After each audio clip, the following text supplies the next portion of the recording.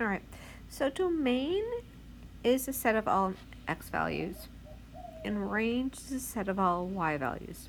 Now, when I'm looking at this, both of these graphs have closed circles here, so that means that value of either x or y is not included. Now, when you're looking at the domain and range, a helpful way to go ahead and look at this is to think of this for the x values is if you were to take that graph and shade down or up, depending on which one it is, what values of this would it cover? And if you look at this, we can see that it goes all the way from -2 on the x value all the way over to the 3. So what we say with this is that the domain for this graph goes from -2 to 3. Now you'll see that we're using the brackets there. The brackets mean that number is included, and we use that because we have the open circle in the graph. Let's go ahead and look at the domain for the second graph. So the domain for the second graph, you'll see that we have these arrows that go in both directions. Now, what that means is when I come down here to shade this piece, the graph does not stop there.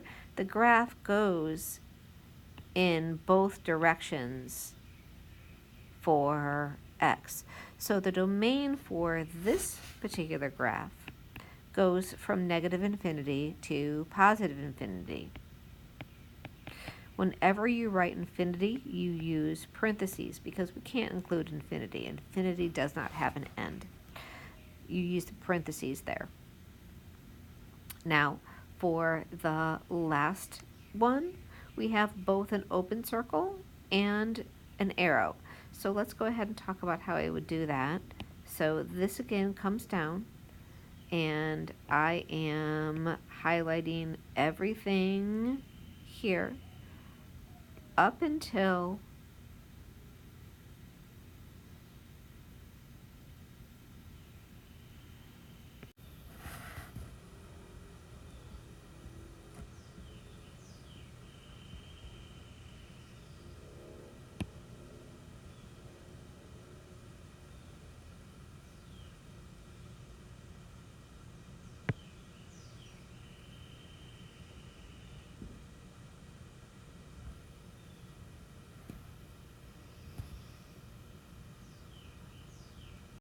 now the next we're going to go ahead and look at the range.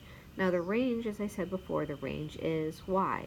So I do the same idea that we did before, only now I go from the graph towards the y value. So if I look at this, the highest y value here is 4, the lowest is -3. Now, when you write the range, you want to go from the smallest to the largest, or from the bottom up. So the range for this first function goes from -3 all the way up to a +4. Now, they're not open circles, so you include those two values. All right, for the next one, what I am looking at here is the smallest value that I have is right here.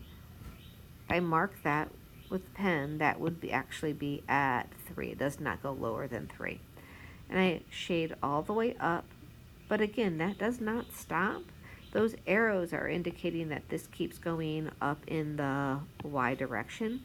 So the range for my second function, again, I go from the smallest to the largest, goes from -3 to +infinity. You don't have to write the positive when you're writing +infinity, but you do have to write it when you're using the negative one. Now again, when the graph does not have an open circle, that number is included. All right. So if I'm looking at this next one, you can see if I'm shading for the y value, this piece here at that 2, that would actually be considered an open circle. And I keep going up and up and up. And again, this side of the graph has that arrow, so I go ahead and include the fact that this arrow is here. And down here, that 2 is not quite included because of that open circle. So to go ahead and write that, I go all the way, my lowest value here, oops, I'm going to need to make that a parenthesis. My lowest value is a -2. The -2 is not included, and it goes all the way up to positive infinity.